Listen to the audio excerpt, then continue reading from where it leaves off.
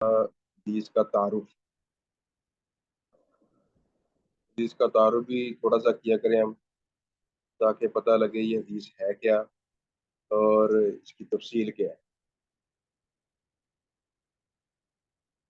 تو حدیث جو ہے یہ اللہ کے نبی صلی اللہ علیہ وسلم آپ کے فرمان اور آپ کے کام اور آپ کی تقریر کا نام ہے۔ جو بھی بات اللہ کے نبی صلی اللہ علیہ وسلم سے ملے اسے حدیث بولا جاتا ہے، اور اس کا تعلق آپ کے فرمان سے بھی ہو سکتا ہے اور آپ کے فعل سے بھی ہو سکتا ہے، کام سے، اور آپ کی تقریر سے۔ بول تو یہ ہوتا ہے کہ پیارے پیغمبر صلی اللہ علیہ وسلم نے فرمایا، جس طرح کل ہم نے حدیث پڑھی کہ مسلمان پر 6 حق، تو یہ آپ کا قول ہو گیا۔ اور فعل یہ ہے کہ پیارے پیغمبر صلی اللہ علیہ وسلم نے یوں نماز پڑھی یا یوں روزہ رکھا، تو کوئی بھی آپ کا فعل جو ہے وہ بیان کیا جائے کہ آپ نے یہ کام کیا۔ چلو حج کے لیے گئے ہیں تو آپ نے ذوالحلیفہ پہ جا کے احرام باندھا، تو یہ آپ کا فعل ہو گیا۔ اور تقریر ہوتی ہے بات کو ثابت رکھ، کسی نے کوئی کام کیا ہے، کسی نے کوئی بات کی ہے، تو آپ صلی اللہ علیہ وسلم کا آگے سے خاموشی اختیار کر لیں، تو آپ کا خاموش رہنا گویا اس پر مہر تصدیق ہوتی ہے کہ بات تمہاری ٹھیک ہے یا کام تمہارا ٹھیک۔ کیونکہ اللہ کے نبی صلی اللہ علیہ وسلم کا طریقہ کار یہ تھا کہ جیسے کوئی غلط حرکت دیکھتے یا غلط بول سنتے تو فوری آپ روک کر انہیں آگاہ کرتے اور اس کو اس غلط کام یا اس غلط بول سے روکتے تاکہ وہ اسے بعد آئے۔ تو یہ نہیں ہو سکتا تھا کہ آپ کے سامنے کوئی غلط بول ہو، کوئی غلط حرکت ہو اور آپ چپ رہیں۔ تو کسی کام پر چپ رہ جانا یہ بھی دین کے اندر ایک جد ہے، دلیل ہے کہ یہ کام آپ کے سامنے ہوا اور آپ کچھ نہیں بولے، تو اسے کہتے ہیں تقریر۔ اللہ کے نبی صلی اللہ علیہ وسلم کی تقریری حدیث، قولی حدیث، فعلی حدیث اور تقریری حدیث۔ اس کے علاوہ ایک اور بھی قسم بیان کرتے ہیں بعض لوگ، ویسے عام طور پر یہ 3 ہی مشہور قسمیں ہیں جو بیان کرتے ہیں۔ وہ ہے کہ اللہ کے نبی صلی اللہ علیہ وسلم آپ کے کسی اوصاف کا بیان ہو، کسی وصف کا بیان ہو کہ آپ کا چہرہ ایسا تھا، رنگ ایسا تھا، قد ایسا تھا، تو آپ کی چال ایسی تھی، تو یہ بھی پیارے پیغمبر صلی اللہ علیہ وسلم کے جو اوصاف ہیں ان کا جو بیان ہو، تو یہ بھی حدیث کی ایک قسم شمار کرتے ہیں۔ بہرحال یہ 3 ہی معروف ہیں کہ جو اللہ کے نبی صلی اللہ علیہ وسلم کا قول ہو، فعل ہو یا تقریر۔ تو بہرحال یہ اول بات تھی، تو یہ ہلکا پھلکا تھوڑا سا ٹچ دیا کریں گے انشاءاللہ شروع کے اندر ہم، یہ تعریفات جو ہیں وہ بھی آپ کو سمجھ آئیں تاکہ حدیث کا تعارف ہمیں حاصل ہو کہ حدیث ہے کیا چیز۔ ایک سوال ہے تو شیخ، اب ہم جی کیا حدیث کی یہ بھی قسم ہے؟ میرے سننے میں آیا کہ رسول اللہ صلی اللہ علیہ وسلم کا کسی عمل کو نہ کرنا اور اس پر نہ عمل کرنا بھی حدیث ہے۔ یہ حدیث کی چوتھی سے 5ویں قسم میں آ جاتا ہے کہ جو عمل رسول اللہ صلی اللہ علیہ وسلم نے نہیں کیا اس پر عمل نہ کرنا بھی آپ کے لیے ثواب ہے، اور وہ بھی ایک حدیث کی قسم ہے۔ میں صرف ویریفائی کرنا چاہ رہا یہ نا سنت کی 2 قسمیں بناتے ہیں۔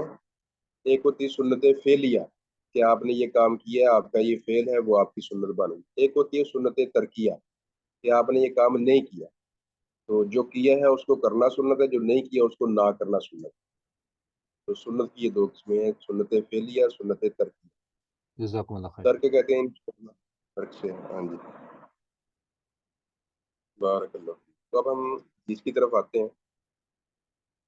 تو کتاب الجامع ہم پڑھ رہے تھے بلوغ المرام کی، تو اس میں ابو ہریرہ رضی اللہ تعالیٰ عنہ کی پہلی حدیث ہم نے پڑھی کہ مسلمان پر 6 آتے ہیں۔ اب دوسری حدیث ہے کہ ابو ہریرہ ہی اس کے راوی ہے، ابو ہریرہ ہی اس کو بیان کرنے والی، یعنی ایک حدیث کے اور دین کے بہت بڑے حصے کے راوی۔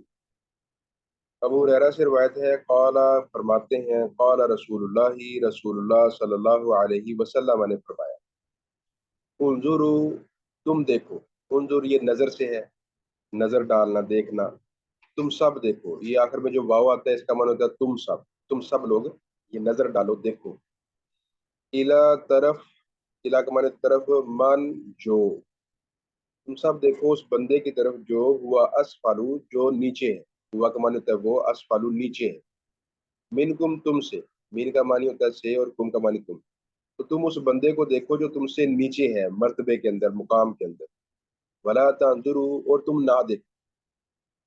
تو پیچھے والا جو سیگا تھا انظرو، یعنی یہ لفظ جو ہے یہ حکم کے لیے، حکم دینے کے لیے، اور لا تنظرو یہ روکنے کے لیے ہوتا ہے، اس کہتے ہیں نہیں، نحو کی اصطلاح کے اندر یعنی گرامر کی اصطلاح کے اندر اسے نہیں بولتے.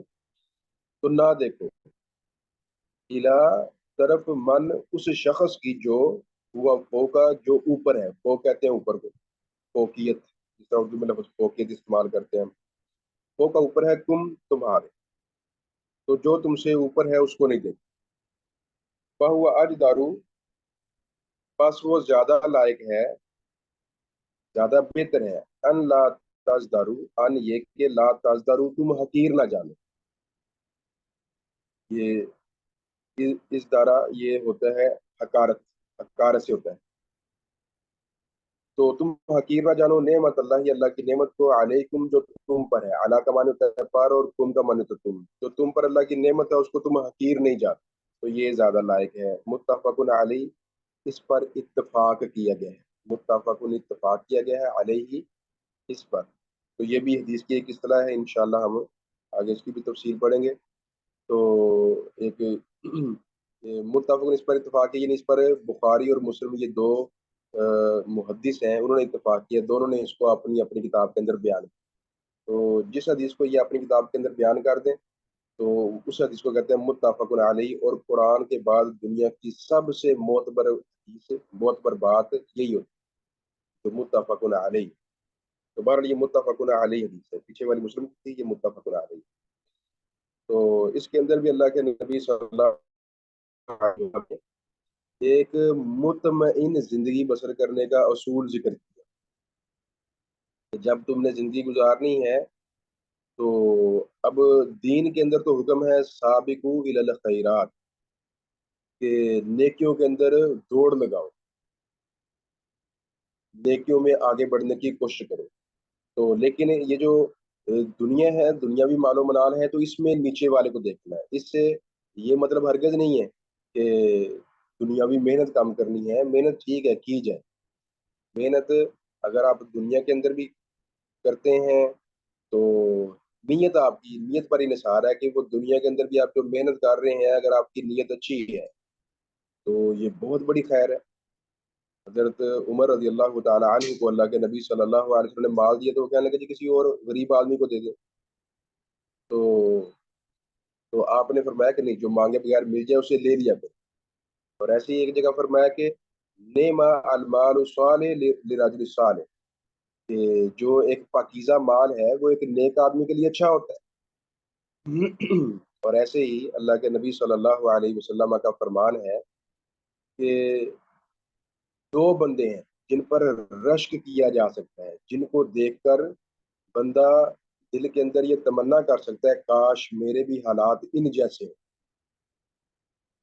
اللہ اکبر. لا حسد الا فتنتین، یہ حسد جو ہے نا، حسد یہاں بمانا رشک ہے، رشک دو چیزوں میں جائز ہے. ایک وہ آدمی ہے کہ جس کو اللہ تبارک و تعالیٰ نے علم عطا فرمایا ہے، قرآن کا علم ہے اس کے پاس، اور نبی صلی اللہ علیہ وسلم کی حدیث کا علم ہے. اب جس کے پاس قرآن کا، حدیث کا علم ہے، اور حدیث میں، ایک حدیث میں یوں آتا ہے کہ وہ قرآن کو رات تہجد میں کھڑا ہو کے پڑھتا ہے، اور دوسری حدیث میں یہ آتا ہے کہ وہ قرآن کے ذریعے لوگوں کے فیصلے کرتا ہے، لوگوں میں قرآن کے مطابق یہ حکم جاری کرتا ہے، ان کے فیصلے کرتا ہے. ایک قابل رشک بندہ یہ ہے کہ جو قرآن پر عمل کر رہا ہے، قرآن کی تلاوتیں کر رہا ہے راتوں کو اٹھ کے. تو جس طرح ہم یہ تلاوت کرتے ہیں دن کو، تو دن کو بھی تلاوت ہو سکتی ہے، لیکن عام معمول صحابہ کرام کا وہ رات کو تلاوت کرنے کا تھا تحجد کے اندر. جس کو یہ توفیق مل جائے اس کے نصیبے کے کیا کہنے. تو بہرحال ایک قابل رشک بندہ یہ ہے جس کو دولت علم مل گئی. اور ایسے ہی یہ آتا بھی ہے کہ منو مان لا یشبعان، دو بھوکے ہیں جو کبھی پیٹ ان کا بھرتا ہی نہیں ہے، ایک علم کا بھوکا اور ایک دولت کا بھوکا. تو یہ دو بھوکیں ایسی ہیں جو انسان کی ختم نہیں ہوتی. اور یہ ہم دیکھتے ہیں کہ جن کو علم کا شغف ہو اور علم سے جن کو پیار ہو، تو ان کے لیے دنیا کی ہر چیز ہیچ ہو جاتی ہے، نیچ ہو جاتی ہے. تو وہ علم کے رسیا بن جاتے ہیں، اور وہ علم ہی علم دن رات پڑھنا اور پڑھانا یہی ان کا مطمع نظر ہوتا ہے. تمہارا دوسرا بندہ وہ ہے کہ جس کے پاس دولت ہو. دولت ہونا ہی کافی نہیں، بلکہ دولت کے ساتھ یہ ہے کہ اس کو حق کی راہ میں وہ دولت لٹانے کا جذبہ بھی ملا. اللہ اکبر. کہ جس کے پاس پیسہ ہو، فصل اللہ علیہ حلقتہ ہی فی الحق، کہ اللہ عز و جل نے اس کو پھر حق والے کاموں کے اندر اس کو، یہ حلقہ کا لفظ آتا ہے، یہ حلقہ کا معنی تو تباہ کر دینا، مطلب لٹاتے جا رہا ہے. تو اگر حق والے کاموں کے اندر وہ دولت لٹاتے ہی جا رہا ہے، تو اس بندے جیسا نصیب ور بندہ جو ہے دنیا کے اندر کوئی نہیں ہے، اسلام کی نظر میں اور پیغمبر اسلام کی نظر میں. تو بہرحال یہ دو لوگ ہیں کہ جو بہت ہی بڑے نصیبے والے ہیں. اللہ دولت دے اور ساتھ خرچ کرنے کا جذبہ دے، بے دریغ لٹائے. اور ہم دیکھتے ہیں کہ دنیا کی غریب ترین اقوام میں سے ایک قوم، اللہ اکبر، میں وہ احادیث پڑھ رہا تھا کہ ایک دفعہ وہ ایک علاقے کے لوگ مسلمان ہوئے. اب وہاں پر انہوں نے دیکھا جی ایک بچہ ہے 6 سال کا جس کو قرآن بہت یاد ہے. تو اصل میں اس علاقے سے صحابہ کا گزر ہوتا تھا، تو وہ بچہ ان سے مسافروں سے ملتا اور جو ان سے ملتا اس کو یاد کر لیتا. تو قرآن وہ صحابہ سناتے قرآن کی. یہ صحابہ کا یہی طریقہ کار تھا، جہاں پر آ رہے ہیں جا رہے ہیں تو قرآن ان کی زبانوں پر ہوتا اور قرآن کی دعوت ان کی زبانوں پر ہوتی. جس طرح یہ کہہ لو کہ انڈونیشیا ملیشیا یہاں پر تاجر ہی آئے ہیں، تو تاجروں نے ہی کہہ لو کہ اللہ والوں نے آ کر یہ تجارت بھی کی ہے، ساتھ اپنا دین بھی پھیلایا. تو اب ایسے ہی صحابہ کرام کا بھی یہی وتیرہ تھا، جہاں سے گزرتے وہاں پر دنیا کو پیغام حق سناتے چلے جاتے. تو اب یہ بچہ سنتا رہتا اور یاد کرتا رہتا. بالآخر جب یہ قوم مسلمان ہوئی ہے تو اس کے بعد یہ بچہ بھی مسلمان ہو گیا. تو انہوں نے کہا جب جماعت کروایا کریں، نماز پڑھا کرنی ہے. تو دیکھا یہی وہ بچہ ہے جس کو قرآن سب سے زیادہ یاد. تو نے اس کو امام بنا دیا. اب امام ایسا غریب آدمی تھا کہ چھوٹا سا بچہ ہے 6 سال کا، اور اس کے پہننے کے پورے کپڑے نہیں ہیں ان کے پاس. تو اب ایک دفعہ نماز پڑھا رہا تھا، عورتیں پیچھے سے گزری، دیکھا نماز پڑھ رہے ہیں، اور امام صاحب جب بچہ وہ سجدے میں گیا ہے تو پیچھے سے کپڑے اٹھ گئے، تو پیٹھ ننگی ہو گئی. تو عورتیں کہنے لگی کہ اپنے امام کی پیٹھ تو ڈھانک لو. تو کہتے پھر ان لوگوں نے پیسے اکٹھے کیے، چندہ کیا اور مجھے سوٹ لے کے دیا، اور مجھے اتنی خوشی ہوئی کہ کبھی خوشی اتنی نہیں ہوئی. تو یہ یعنی اس قوم کا حال ہے. اور ابو ہریرہ کا بھی آپ نے قصہ سنا تھا کہ کیسے بے ہوش ہو کر گر جاتے. اور یہی وہ لوگ تھے کہ جنہوں نے اتنا مال ان لوگوں کے پاس کہ اللہ کی پناہ. یعنی جس طرح وہ واقعہ آپ کو یونس کا میں نے سنایا تھا کہ وہ ایک تھان جو ہے وہ 14 لاکھ کا، 28 لاکھ کا، وہ 14 لاکھ کا تھان جو ہے کپڑے کا، اس کو 28 لاکھ کے اندر مل گیا. وہ اسی پر خوش ہے، کہنے لگا کوئی بات نہیں، اگر اس نے 14 لاکھ مجھ سے زیادہ لے لیے تو میں راضی ہوں اس پر. وہ 14 لاکھ اضافی بھی بھر رہے ہیں تو انہیں پرواہ نہیں ہے. تو اتنا مال ان لوگوں کے پاس آ گیا. تو مطلب یہ ہے کہ یہ نہیں کہ محنت نہیں کرنی، مطلب یہ ہے کہ محنت کرنی ہے پوری اپنی. لیکن یہ کہ اونچے مرتبے والوں کو دیکھ کر، مال و منال والوں کو دیکھ کر، تو پھر بندے کے دل کے اندر حسرت ہی رہے، کاش کاش کاش، یہ کاش کاش کے جملے اس کی زبان کا ورد بن جائیں. تو یہ نہیں ہونا چاہیے. تو یہ یعنی مطمئن زندگی اسلام نے کہ ایسی موت دل زندگی دی ہے. جس طرح ہم دیکھتے ہیں کہ اب لوگوں کے پاس دولت ہے، اسباب زندگی سب پورے ہیں، لیکن اطمینان نہیں ہے، سکون نہیں ہے. تو سکون کیوں نہیں ہے؟ کہ انہوں نے اعتدال کو اختیار نہیں کیا. اب اسلام کی جو تعلیمات ہیں یہ فطرت کی تعلیمات ہے. اگر ہم لفظ اسلام بیچ میں سے نکال دیں تو ہم اس کو فطرت کی تعلیمات کہہ سکتے ہیں. اگر ہم اللہ کے نبی صلی اللہ علیہ وسلم کا نام حذف کر کے ویسے ہی ان اقوال کو ذکر کریں ایک دانا کے قول کے طور پر، دانشور کے قول کے طور پر، تو یہ زندگی گزارنے کے بہترین اسلوب ہیں کہ جس سے انسان کی زندگی کے اندر نہ صرف سکھ آتا ہے، اسباب آتے ہیں، بلکہ سکون بھی آتا ہے، مطمئن زندگی بسر کرتا ہے انسان. اللہ اکبر. تو یہ یعنی جب آپ نیچے یعنی نعمتوں کے اندر، اللہ تذر نعمت اللہ علیکم، یہ لفظ بتا رہا ہے کہ نعمتوں کے اندر جب نعمتیں دیکھنی ہے نا، تو نعمتیں دیکھنی ہے ایسے بندے کو دیکھنا جو نعمتوں میں آپ سے کم ہے. جب نعمتوں میں کم بندے کو دیکھیں گے تو دل کے اندر ایک سکون پیدا ہوگا. دل کے اندر بے چینی نہیں ہوگی. تو جس طرح میں نے پہلے بتایا، اس کا حقیقی مطلب نہیں ہے کہ محنت کے اندر کمی آنی چاہیے، محنت کام کرو تاکہ نعمتیں کم ملے، یہ مطلب نہیں ہے. مطلب یہ ہے کہ محنت پوری کرنی ہے. اللہ اکبر. یہ جس طرح ایک وہ بتاتے ہیں اسکالر کہ دنیا کے اندر 95% بندے سست ہیں. یہ جو مزدوری پیشہ لوگ ہیں یا یہ غربت ہے، تو یہ ان کے گھروں کے اندر غربت پائی جاتی ہے جو لوگ سست ہیں. دنیا میں 95% لوگ سست ہیں. اگر آپ محنت شروع کر دیتے ہیں تو آپ دنیا کے ان 5% لوگوں میں آ جاتے ہیں کہ جنہوں نے اپنا قدم ترقی کی شاہراہ پر رکھ دیا ہے. تو اگر ہم یعنی سستی چھوڑ کر محنت شروع کر دیں تو گویا ہم وہ ترقی کی راہ پر چڑھ چکے ہیں. اب ترقی کی راہ پر چڑھنے کے بعد اب دل کے اطمینان کے لیے کیا کرنا ہے؟ دل کے اطمینان کے لیے یہی کرنا ہے کہ محنت پوری کرنی ہے، لیکن یہ دیکھنا جو ہے وہ کم نعمت والوں کو ہے، اور بیٹھنا بھی ان لوگوں کے اندر ہے، یعنی اعلیٰ اونچے رتبے والوں کے اندر بھی بیٹھے ہیں. ان سے آپ کو تحجیز ترغیب ملتی ہے، حوصلہ ملتا ہے، جذبہ ملتا ہے کہ آپ آگے بڑھیں. تو لیکن یہ ہے کہ زیادہ ٹائم جو ہے ایسے لوگوں کے اندر گزاریں کہ جو آپ سے کم رتبے والے ہوں، تاکہ آپ کا دل مطمئن رہے اور آپ ایک اچھا احساس آپ کے دل کے اندر موجود رہے. تو دل کے سکون کے لیے اور زندگی کے سکون اور اطمینان کے لیے یہ ایک اللہ کے نبی صلی اللہ علیہ وسلم کی ایک بڑی زبردست رہنمائی. یہ یہ ایران کے سادی تھے ایک، ان کی وہ باتیں ہیں بڑی پوری حکمت ہوتی ہیں. آج کل تو بہت سے لوگ پیدا ہو گئے ہیں، تو بہت سی باتیں، بہت سے لوگ ہیں جن کی باتیں پڑھے جانے کے لائق ہیں. تو یہ سادی پرانے زمانے میں ان کی باتیں زیادہ پڑھی جاتی تھیں، بوستان سادی یا گلستان سادی ان کی کتابیں تھیں. اب اس کے اندر یہ واقعہ ایک لکھتے ہیں، کہتے ہیں میں چلا، صحرائی سفر تھا. اب ایران کے اندر، عراق کے اندر، سعودیہ کے اندر یہ سارے صحرائی ہیں، صحرائی سفر ہے. اور صحرا کا سفر کتنا مشکل ہوتا ہے. یعنی آپ مکہ چلے جائیں، اللہ عز و جل ہم سب کو بار بار لے کر جائیں وہاں پر، یہ بڑا ہی نصیب والوں کا کام ہوتا ہے. تو وہاں دسمبر کے اندر، جنوری کے اندر گرمی پڑ رہی ہوتی ہے، اسی کے بغیر رہا نہیں جاتا. تو یہ صحراؤں کے اندر یہی گرم ماحول ہوتے ہیں. تو کہتے ہیں میں صحرا میں چلا تو جوتا تھا میرے پاس، پیدل سواری تھی نہیں، تو جوتا تھا، جوتا بھی ٹوٹ گیا. اب ننگے پاؤں چل رہا ہوں. بڑے زبان پر شکوے ہیں، شکایتیں. اللہ ہم تیرے محبوب بندے ہیں اور ہمارے ساتھ سلوک یہ ہو رہا ہے کہ جوتا بھی پہننے کو نہیں، اتنی تپتی صحرا کی دھوپ کے اندر اور گرمی کے اندر اور گرم ریت کے اندر مجھے پیدل چلنا پڑ رہا ہے اور ننگے پاؤں چلنا پڑ رہا ہے. زبان پر بڑے شکوے ہیں اور میں چلا آ رہا ہوں. اچانک کیا ہے کہ میں شہر پہنچا، تو شہر پہنچتے ہی سب سے پہلے جس بندے پر نظر پڑی اس بندے کے پاؤں ہی نہیں. کہتے جیسے ہی میں نے یہ منظر دیکھا تو تیسے ہی رب کا شکر ورد زباں بن گیا. تیسے ہی وہ زبان پر شکر شکر اور شکر کے کلمات جو ہیں وہ جاری ہو. تو یہ چیز ہے، یعنی انسان صبر اور شکر یہ دو نعمتیں ہیں جو انسان کو جنت میں بھی لے جانے والی ہیں، اور یہ دو نعمتیں ہیں جو انسان کو کامیابی بنانے والی ہیں. اور اللہ عز و جل کا فرمان بھی، اللہ کا وعدہ بھی ہے، لَإِن شَكَرْتُمْ لَأَزِيدَنَّكُمْ. یہ اللہ کا وعدہ ہے، اگر تم شکر ادا کرو گے تو میں تمہیں اور دوں گا.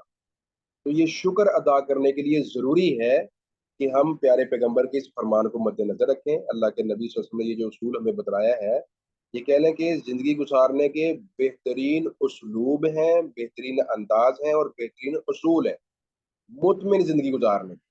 اور یہ اصول فطرت ہیں جن کو اللہ عز و جل نے ہمارے لیے دین بنا دیا. ان اصول فطرت پر ہم چلیں گے تو ہماری زندگی جو ہے آسائشوں، نعمتوں اور فراوانیوں کا مرکب بن جائے گی، اس کا ایک نمونہ بن جائے گی. لیکن یہی اصول جو فطرت ہیں اس کو ہمارے لیے اسلام بنا دیا گیا ہے. اگر ہم نے یہ حدیث پڑھی ہے، اب جو حدیث ہے، جو قرآن ہے، جو حدیث ہے وہ سارا دین ہے، اور جو دین ہے جو اس پر عمل کرے گا اس کو ثواب ملے گا. تو اگر ہم نے یہ حدیث پڑھی ہے اور اس اصول کو ہم اپناتے ہیں صرف ایک دانائی کے اصول کے طور پر نہیں، بلکہ اللہ کے نبی کے حکم کے طور پر، کہ اللہ کے نبی کا حکم ہے انظروا، دیکھو. تو پھر انشاءاللہ جب ہم اس کو اللہ کے نبی کا حکم سمجھیں گے تو پھر نہ صرف یہ اصول فطرت جو ہے ہماری زندگی کو سکون والی بنائے گا، بلکہ یہی اصول فطرت جو ہے ہمیں ثواب بھی وہ اللہ عز و جل سے لے کر دے گا، کیونکہ ہم نے یہ اصول اپنایا ہے نبی سے لے کر، نبی سے پڑھ کر اور نبی کے حکم کو مان کر اور نبی کا حکم جان کر. ویسے ہی یہ مثلا کہ یہ ایک مضامین ہے جو سائنسی طور پر سائنس نے ان کی تصدیق کی ہے، مثلا مکھی ہے. تو اب حدیث میں آتا ہے کہ اگر آپ کے کھانے پینے کی چیز میں پڑ جائے تو اس کو دبوو. اس کو اس کے اندر ڈبو دو، چائے کے اندر پڑ کے اس کو ڈبو دو، ڈبو کے پھر نکال دو، پانی کے اندر پڑ کے ڈبو دو، ڈبو کے پھر نکال دو، پھر اس کو پی لو، تو یہ جائز ہے۔ اب حدیث میں وضاحت آتی ہے کہ وہ مکھی جب پڑتی ہے آپ کے پینے کی چیز کے اندر تو وہ اپنا پر وہ اس کے اندر ڈبوتی ہے، اور وہ پر وہ ڈبوتی ہے جس کے اندر بیماری ہوتی ہے، تو دوسرے پر کے اندر شفا ہوتی ہے، تو وہ والی نہیں ڈبوتی، تو آپ اس کو ڈبو کر تو نکال دو، تو وہ یعنی چیز معتدل ہو جائے گی، شفا اور بیماری کے اندر مل جائیں گی۔ اب یہ حدیث ہے اللہ کے نبی صلی اللہ علیہ وسلم کی، تو اگر ہم اس حدیث کو لیں اور فوری اس کو یقین بھی اس پر کر لیں اور ایمان بھی لیں تو پھر انشاءاللہ یہ بات پکی ہے۔ جب یہ بات ثابت ہوگی نا کہ اللہ کے نبی نے فرمایا، پھر یہ بات پکی ہے کہ یہ واقع ہی ایک سائنس کا اصول ہے، اصل ہے، اگرچہ سائنس اس تک ابھی پہنچی ہے یا نہیں پہنچی، بلکہ تحقیق تو ہوئی ہے کہ واقعی محققین نے یا سائنس نے اس بات کو ثابت بھی کیا ہے، بعض رپورٹیں میں یہ دیکھنے میں ملی بھی ہیں ایسی، تو بہرحال یہ آپ اس پر مزید تحقیق کر سکتے ہیں۔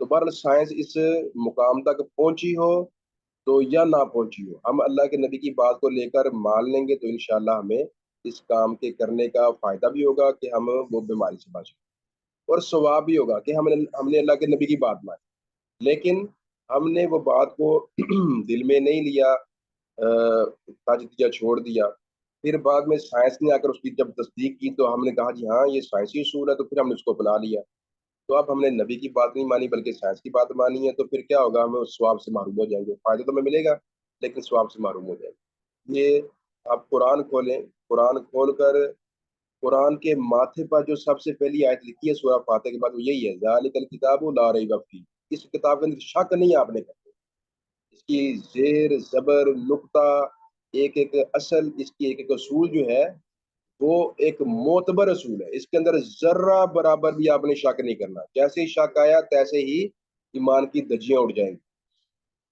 اب اس کے بعد اللہ عز و جل نے جو پہلا ہم کو حکم فرمایا ہے وہ یہ فرمایا ہے، یہ ہدن للمتقین، کہ یہ قرآن جو متقی ہے اس کی رہنمائی کرتا ہے۔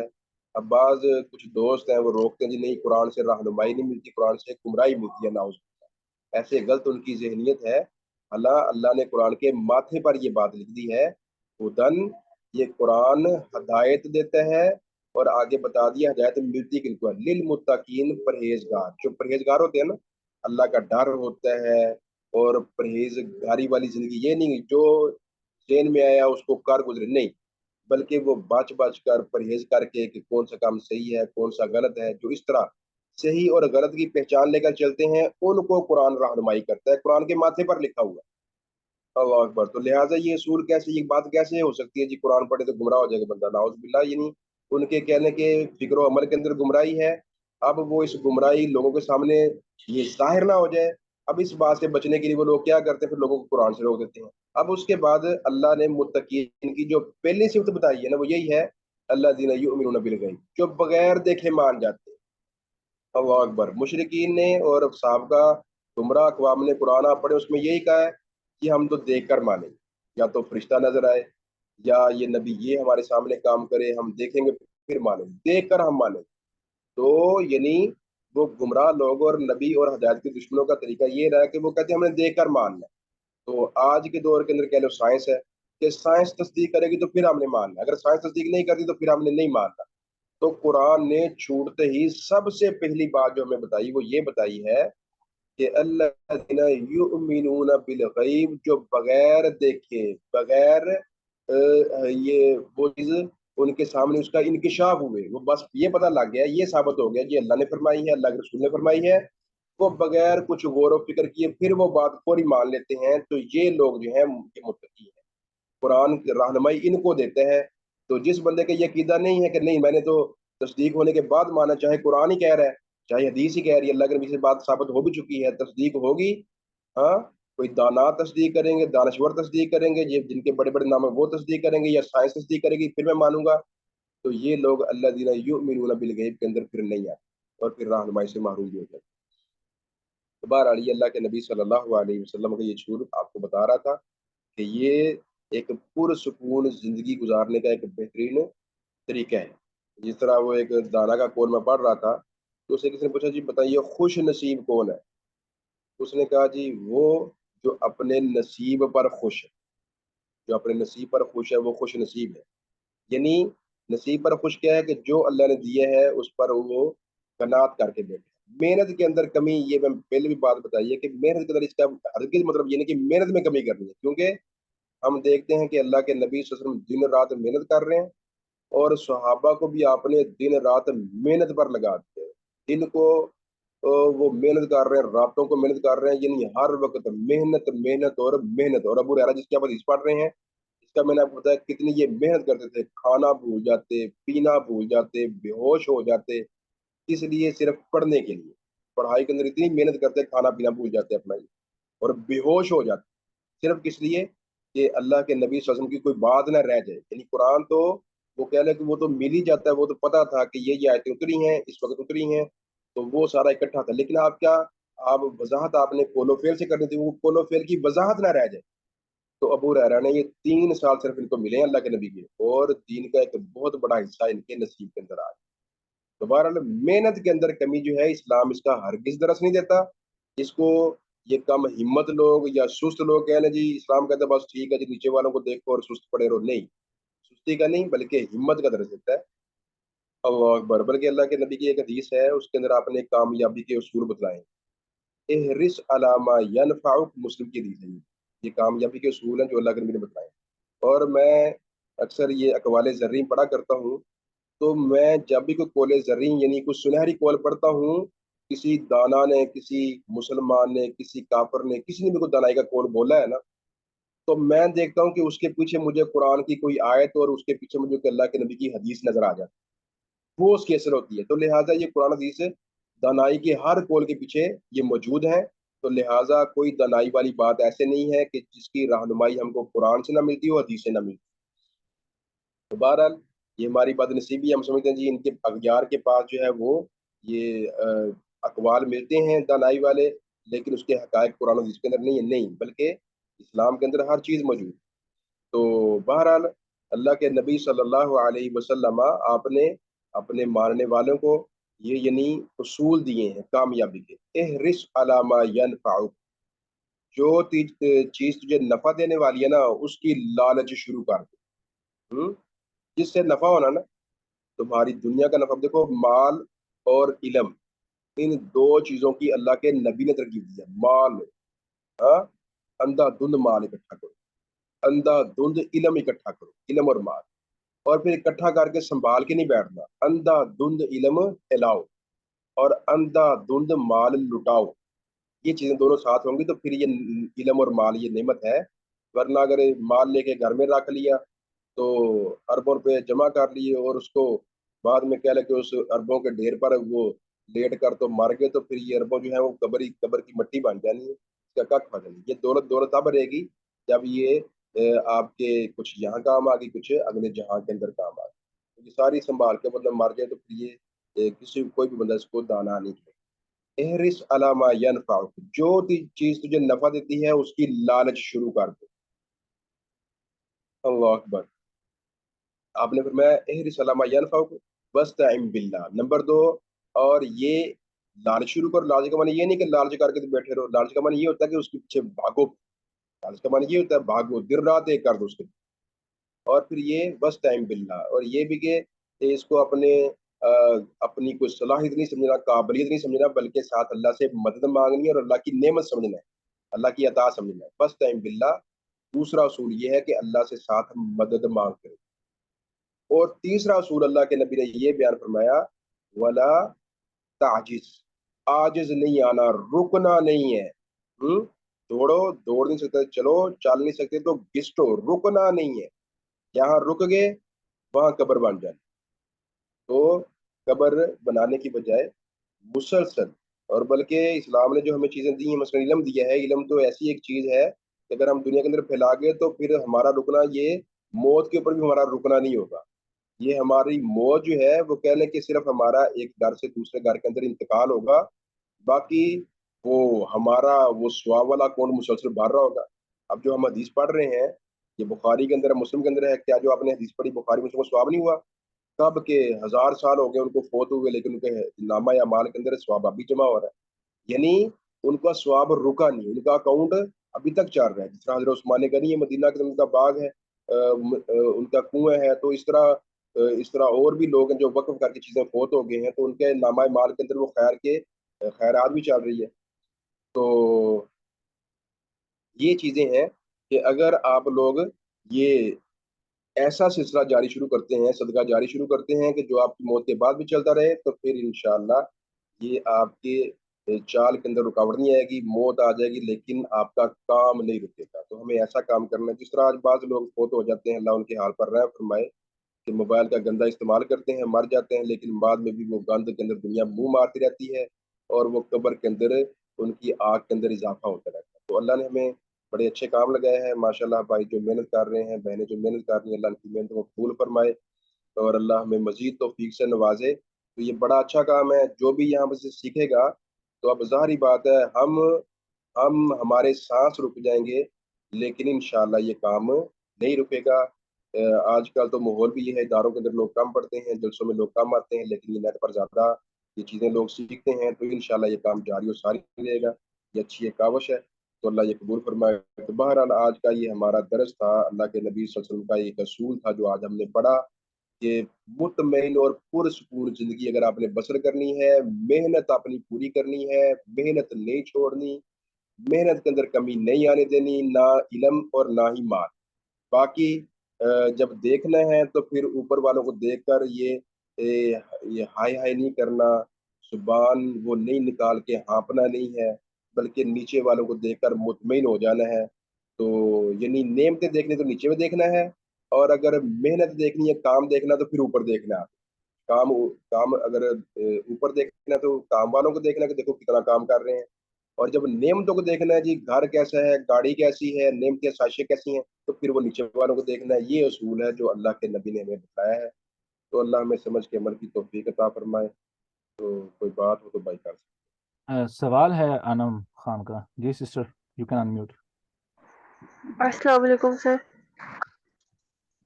جی وعلیکم السلام ورحمۃ اللہ. سر میں نے پوچھنا تھا کہ یہ جو ہم تعلیم الحدیث کریں گے، اس میں کیا آپ ہمیں یہ بھی بتائیں گے کہ جو حدیث ہوتی ہے، حسن حدیث، ضعیف حدیث، یہ ان سب کے اندر کیا ڈفرینس ہے؟ ہاں جی، یہ سلسلہ آج ہم نے شروع کر دیا ہے نا. آج مثلاً آپ کو حدیث کے بارے میں بتایا گیا ہے، تو آگے پھر جو حدیث صحیح ہوتی ہے اور اس کے کیا کیا مرتبے ہوتے ہیں. پہلے مرتبہ یہ 4 مرتبے ہوتے ہیں: صحیح لذاتی ہی، صحیح لغیری، حسن لذاتی، حسن لغیری.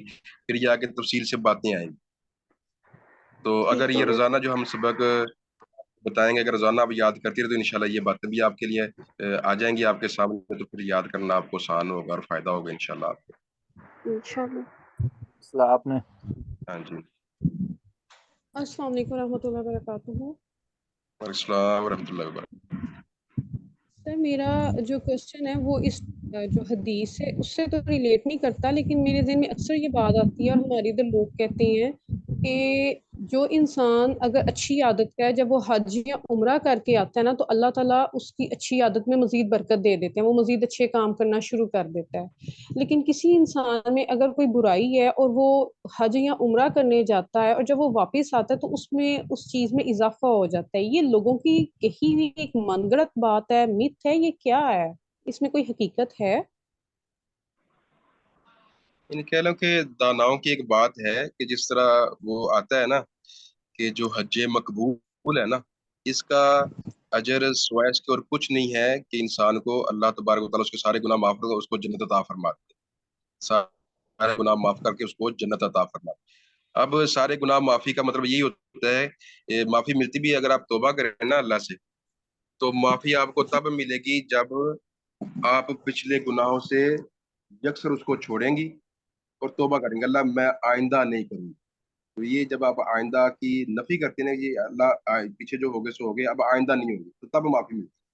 اب حج کے اندر ٹھیک. بندہ جب لینے جاتا ہے تو حج میں معافی ملتی ہے، سابقہ سارے گناہ معاف ہوتے ہیں. تو اب اگر بندے کے ذہن کے اندر یہی ہے کہ میں نے جا کے تو آگے پھر وہ اپنا یہ حساب وہی رکھنا ہے، طریقہ وہی رکھنا ہے، تو پھر معافی نہیں ملی، پھر وہ حج قبول ہی نہیں ہے. تو جس کا حج قبول ہوتا ہے نا تو سمجھو اس کی زندگی بدل جاتی ہے. اس لیے داناؤں نے یہ ان احادیث کی بنا پر کہا ہے کہ حج کرنے کے بعد، عمرہ کرنے کے بعد انسان کی زندگی کے اندر بدلاؤ آ جاتا ہے.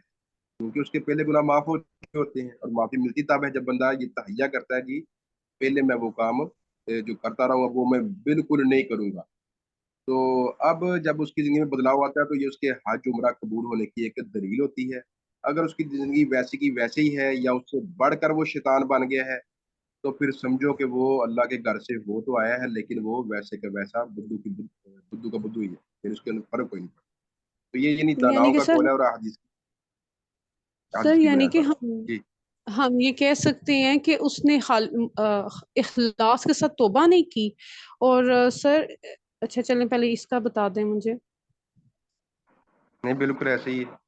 اگر توبہ اچھا اخلاص سے کی ہوتی تو پھر توبہ کا اخلاص سے توبہ کا یہ اصول ہی یہ ہے کہ پہلے گناہوں کی وہ معافی مانگے، اللہ پہلے جو ہو گئے ہیں اب آئندہ نہیں ہوگی.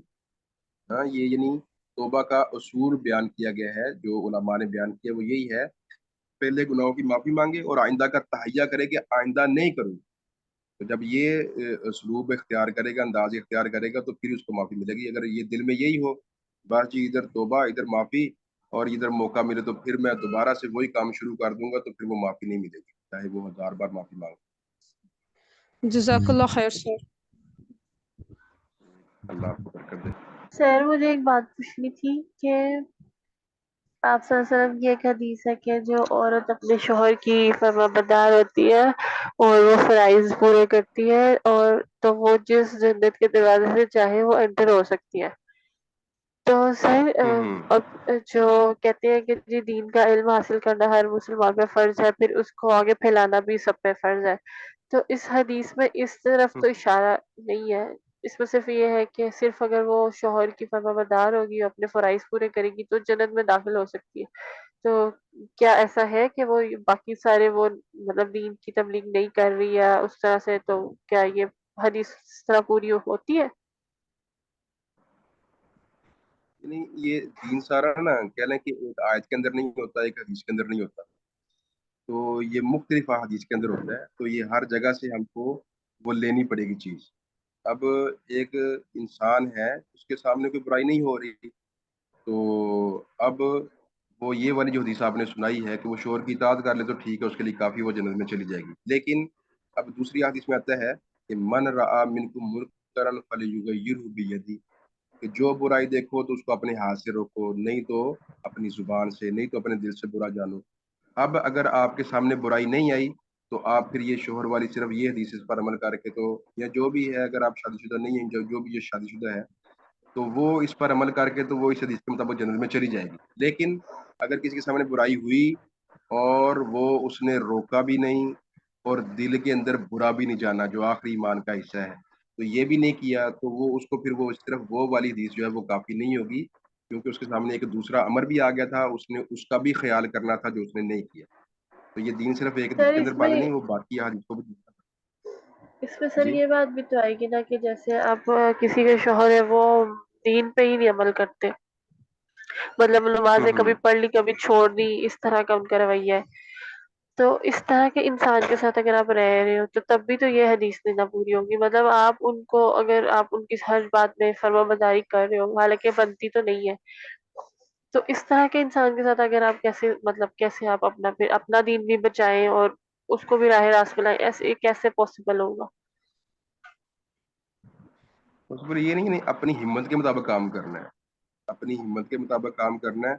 اب جو شوہر ایسا ہے، اب جو بندہ ایسا ہے نا جو آپ کو ایسی بات کہہ رہا ہے کہ جو اسلام میں جائز ہی نہیں ہے، اس کی پھر ہر بات ماننا یہ ضروری نہیں. اس بات وہی مانی جائے گی جو جائز ہو، کہ جائز مطالبات کو پورا کیا جائے گا، وہ یعنی عورت کے ذمہ لازم ہے. اور پھر وہ اپنی اس خدمت کے ساتھ اس کو متاثر کر کے پھر اس کو راہ راست پر بھی لا سکتی. تو یعنی اچھائیوں کے اندر یا جائز معاملات کے اندر اس کی اطاعت کی جائے گی، تو باقی جو برائی کا حکم دے اس کے اندر اس کی اطاعت نہیں کی جائے گی. جس طرح ایک حدیث میں آتا ہے کہ اللہ کے نبی صلی اللہ علیہ وسلم نے ایک لشکر بھیجا تو اس کے اندر ایک صحابی کو امیر بنا دیا، کہا جی اس کی بات ماننی تم لوگوں نے. اب وہاں پر وہ راستے میں کسی بات پر ناراض ہو گیا تو اس نے کہا جی آگ دلاؤ. لوگوں نے آگ جلائی تو کہنے لگے جس میں چھلانگ لگا.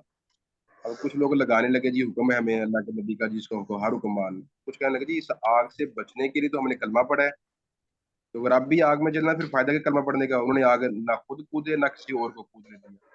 جب واپس آئے تو اللہ کے نبی کے سامنے یہ بات رکھی تو آپ نے کہا جی کچھ لوگوں نے بالکل ٹھیک کیا، اگر تم اس آگ کے اندر کود پڑتے تو پھر قیامت تک آگ میں جلتے رہتے. تو مطلب کیا کہ حکم ماننے کا اللہ کے نبی نے حکم دیا تھا کہ اس کی بات ماننی ہے. تو لیکن بات ماننے کا مطلب یہ نہیں کہ وہ جو کہ وہ مانتی جانا ہے، مطلب یہ ہے کہ جو بات اس کی ٹھیک ہے وہ مان. تو ایک ہی وقت کے اندر ساری باتیں وہ بیان کر دی تو ایسا ممکن نہیں ہوتا، کوئی نہ کوئی پوائنٹ رہ جاتا ہے. یہ تھوڑا بہت عقل کو بھی دہرانا ہوتا ہے کہ وہ باتیں جو اس کی معتبر ہیں یا جائز ہیں وہ مانی جائیں گی، باقی جو اسلام کے خلاف ہیں وہ نہیں مانی جائیں گی. باقی اپنے کردار سے اس کو متاثر کر کے تو انسان اس کو راہ راست پر بھی لا سکتا ہے.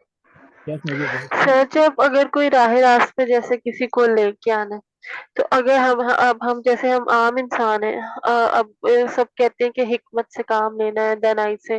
اب عام انسان کے پاس تو اتنی حکمت نہیں ہے، اب وہ دین کو سیکھ بھی رہا ہے، قرآن پڑھ بھی رہا ہے، لیکن ابھی اس لیول کی حکمت اس کے پاس نہیں آئی جس سے وہ اس کو اگلے کو متاثر کر سکے یا اس کو دین کی طرف راغب کر سکے. تو سر اس بات کی کتنی مطلب کہ کون کیا لمٹ ہے کہ ہم نے اس حد تک کوشش کرنی ہے، کیونکہ زندگی ہے کا کوئی بھروسہ نہیں ہے. آپ جیسا ایک فیملی ہے تو اس میں بچے بھی ہوتے ہیں، وہ بھی اثر لے رہے ہوتے ہیں ان ساری چیزوں کا. تو ہم نے اس کوشش کو کب تک جاری رکھنا ہے؟ کوئی ایک لمٹ تو ہوگی نا کہ یہاں تک آپ کوشش کریں، اس کے بعد نہیں، مطلب کہ بس کرتے ہی جانا ہے انلمیٹڈ. اس سے آپ بھی متاثر ہو رہے ہیں، باقی بھی متاثر ہوں گے. اس کا کیا حل ہوگا پھر؟ بعض چیزیں ہوتی ہیں جہاں پر سمجھوتا ممکن ہوتا ہے، اس پر سمجھوتا ہو سکتا ہے، تو وہاں پر تو آپ جتنی سمجھوتا اس چیزوں پر کرتے ہوئے جتنی دیر تک آپ برداشت کر سکتی ہیں، گزارا کر سکتی ہیں، یعنی کوئی بھی خاتون ہے تو وہ کرتی جائے گی.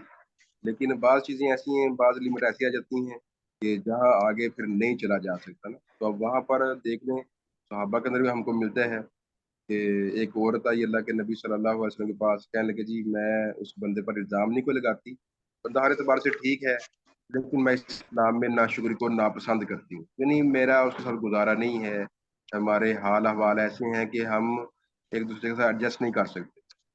تو اللہ کے نے کہا جی اس کا تم جو میر لیا باغ وغیرہ لیا وہ واپس کر دوں، کہنے لگی کر دوں گی. تو کہا ٹھیک ہے پھر اپنا راستہ جدا کر لیں. یعنی اسلام نے بھی کچھ لمٹس رکھی ہیں.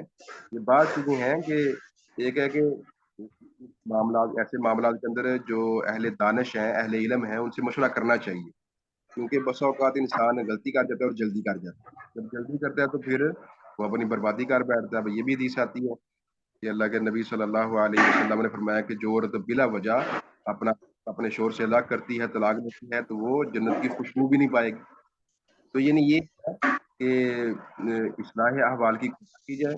اور پھر دیکھیں جی معاملہ اس نہج پر پہنچ چکا ہے کہ یہاں پر گزارا نہیں ہے اور زندگیاں متاثر ہو رہی ہیں اور اسلام کا بھی نقصان ہو رہا ہے. تو پھر وہاں پر اہل خیر سے مشورہ کر لیا جائے. مشورہ کرنے کے بعد پھر وہ بتائیں گے آپ کو جی ہاں کہ خاتون کو بتائیں گے جی خاتون کے اندر کمی ہے، یا مرد کو بتائیں گے جی تمہارے اندر کمی.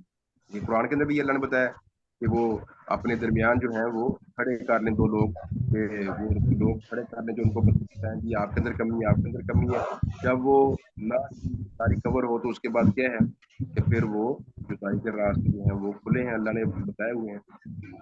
تو بہرحال یہ ہے کہ جس حد تک گزارا ہو سکتا ہے، برداشت ہو سکتی کرنی چاہیے، کیونکہ کوئی بھی رشتہ جو ہے یہ برداشت کے بغیر ممکن ہے ہی نہیں. ماں بیٹی کا رشتہ دیکھ لو، ماں بیٹی کو برداشت کرتی ہے، بیٹی ماں کو برداشت کرتی ہے، باپ بیٹے کو برداشت کرتا ہے، بیٹا باپ کو. لیکن برداشت بغیر کوئی رشتہ ہے ہی نہیں. سگا بھائی ہے بھائی، وہ ان کی برداشت جب تک نہیں ہوگی وہ کٹھے نہیں رہ سکتے. بہن بھائی کا رشتہ برداشت کا نہیں ہو سکتا. ویسے ہی جو افراد ہیں نا جن کے الگ الگ ذہن ہیں، تو وہاں پر برداشت سے کام لینا ہی پڑے گا. ہر ایک کا ماحول اپنا ہے، ہر ایک کی سوچ اپنی ہے، برداشت کرنا پڑے گا. اگر ہم کہیں نہیں مجھے برداشت نہیں تو کرنا پڑے گا جہاں پر انسان چلا جائے.